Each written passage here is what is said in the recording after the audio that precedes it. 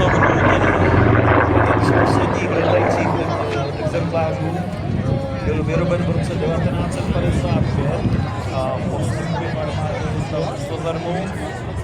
V roce 1980 byl vložen v leteckém muzeu a následně po 10 letech prošel generální úpravou.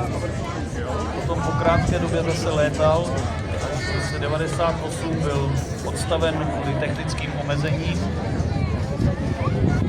a potom, aby se po náročných opravách a peripetiích objevil opět v roce 2003 na našem nebi a znovu začal létat. Brest Praha, který v roce 2014 převzal jeho družinu, provedl kompletní revizi jak draku, tak i motoru. Letoun získal původní vojenské zbarvení a od té doby se pravidelně zúčastní na všech leteckých podnicích.